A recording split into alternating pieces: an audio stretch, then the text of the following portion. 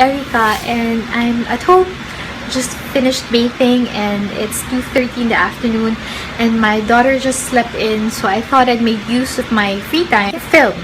So I'm here and I'm about to do an everyday makeup tutorial. So first off, I start off with a clean face. So this is my face without the makeup. I hope I didn't disappoint you or anything. Using Mary Kay Timewise Age Solution. Age Fighting Moisturizer. A little goes a long way. The reason why napaka-importante na mag-moisturize, well, personally, I have very dry skin. Usually, I center the T-zone kung saan meron akong matitinding pores. So now that my face is well moisturized and the primer, I'm going to proceed to the next part. This is my go-to foundation. This is the Maybelline Dream Satin Skin with SPF 24. The reason why I like this foundation is because perfect satin. Sabi nga, diba, satin? How do I describe it? Fusion of the balance of matte and then dewiness on your face. So it's not too dewy. It's also not flat. You just put on one pump there. You don't really need much for every day. So I started them on my face. Especially sa eye bags. Let's start to buff.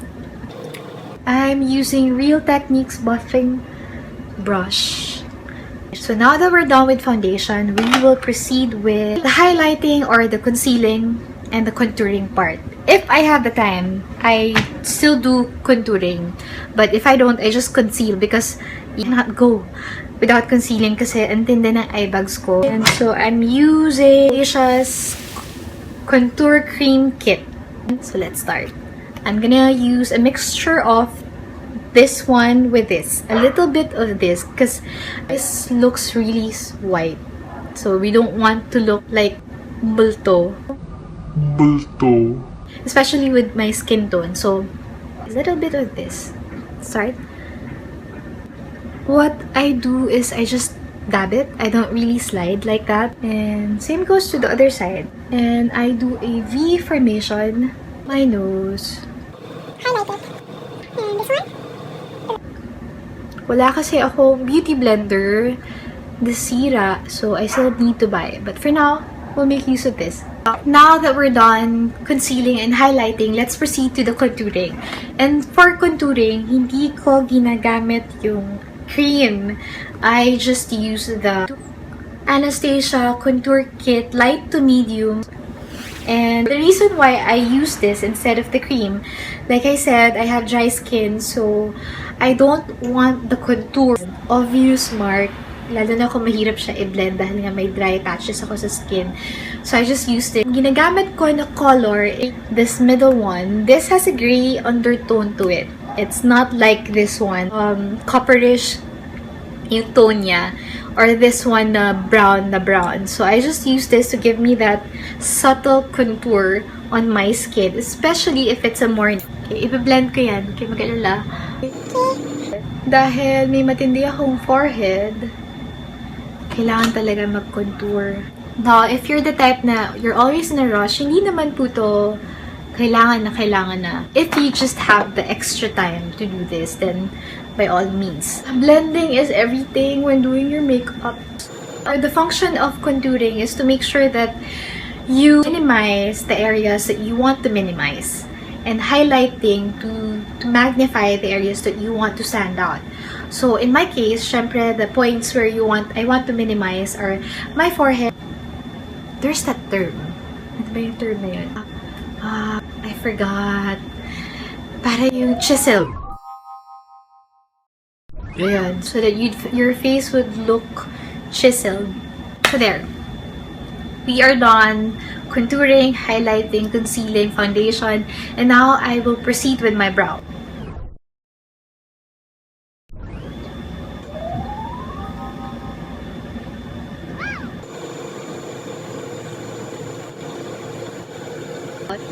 And what I used is the Anastacia pomade dark for my eyebrows, and I just highlighted the corners to clean it and to make sure it's crisp and walang lagpas-lagpas. So that's what I did. So I'm done with my brows, and now for the eyes, I use the Painterly by MAC to set or to prime my eyelid. Galing din to kay Mama Norma sa States. Alam niyo, hindi talaga ako bumibili ng makeup. Well, as much as possible.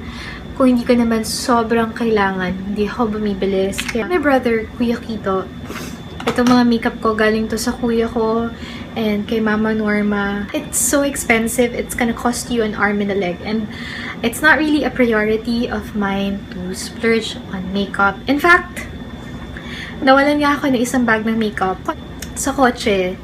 And yung kotse namin yun, it's a really old Highlander. And wala na siyang lock. Left it there. I left it thinking na wala naman kasakali. Nasa ilalim naman siya ng upuan. Kasi una, yung kotse na yun, pag tinignan mo siya, it's para na siyang mukhang, well, sa term natin, parang bulok, gano'n. So, somebody stole that bag of makeup, thinking siguro na wallet yun nasa loob. God bless his soul. And the reason why I use this is because the eye makeup lasts longer kapag nakaset siya using that Painterly by. Even when the climate here in the Philippines is so hot, it stays. It doesn't fall off or crease off or alam niyo yun, guys. Hirap pala mag-explain. When it's just an everyday kind of makeup, I just use contour kit powder. I use the brown shades. Basically, I really just want to contour my eyes, not really to put on eye makeup, but to deepen my lids. I'm gonna use the MAC 22 SE. So, here. I'm gonna use this. Okay? Just to contour my lid.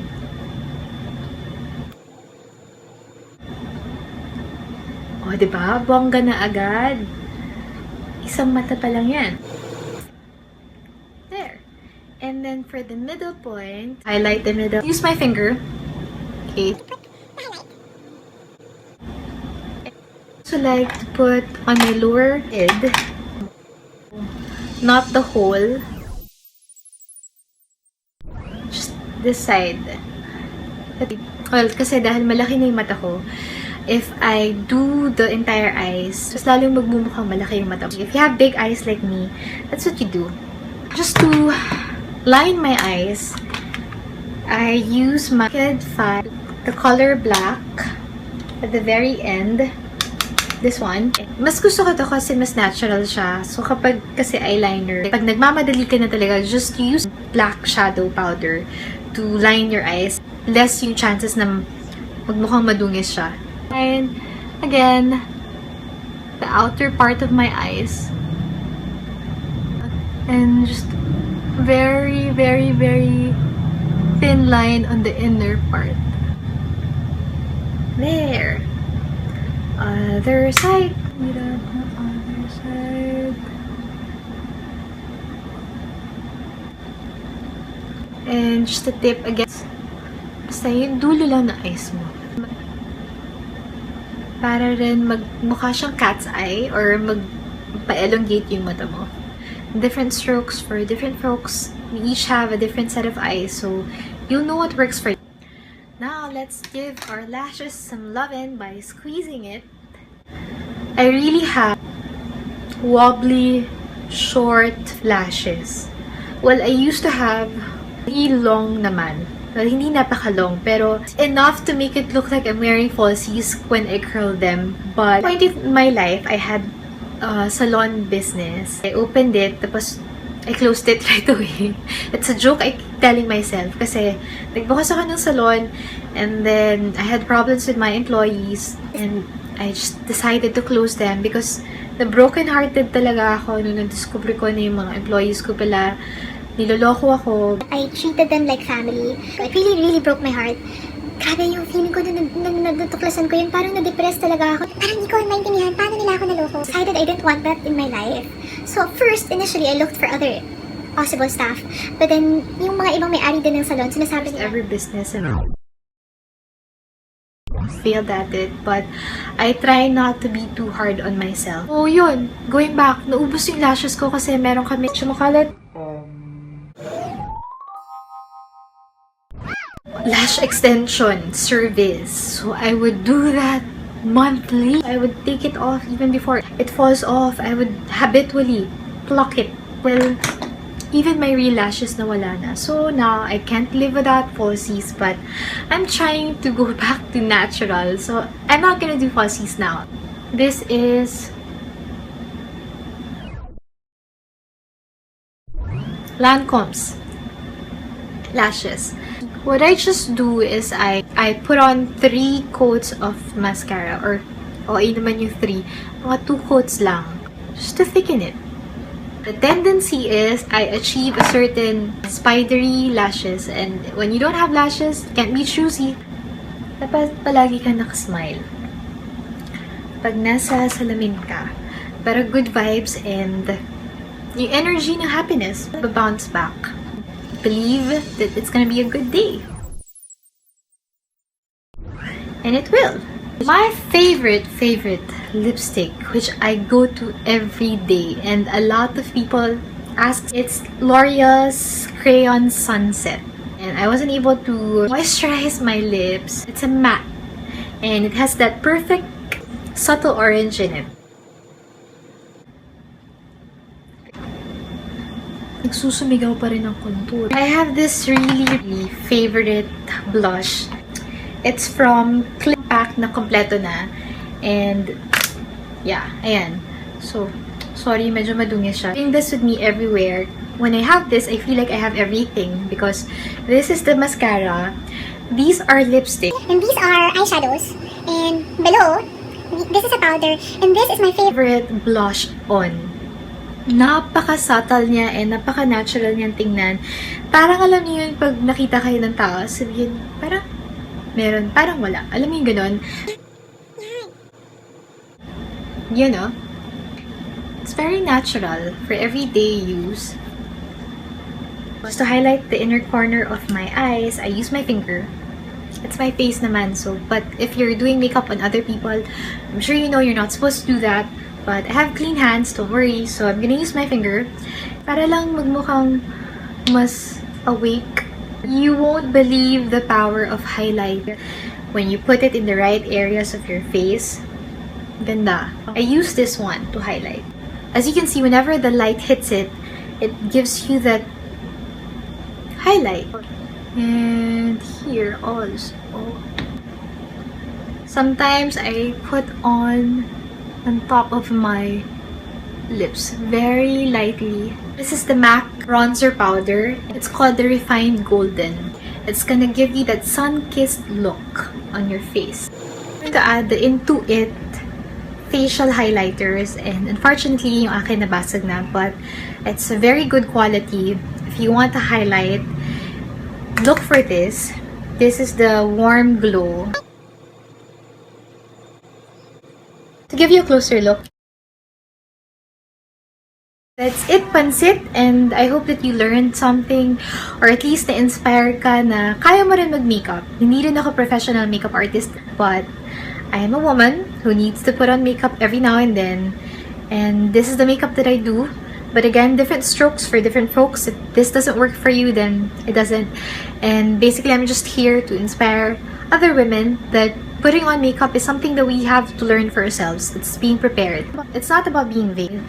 It's not even an issue of simplicity. But because even in work, some work requires you to know how to put on makeup on yourselves, or to be able to make yourself look presentable for certain occasion. Not a lot of women put on makeup because they're shy or they're intimidated by it, or they have that concept na para lang siya for certain people, so artista, or nakakahiya, or kapag may emergency na kailangan mo on the spot, may wedding, or tipid ka, may job interview, and wala ka na ibang maaasahan, hindi ka pwedeng mag-rely dun sa best friend mo na magaling mag-makeup kasi busy siya. Every woman should be able to know how to beautify themselves. I hope you enjoyed it.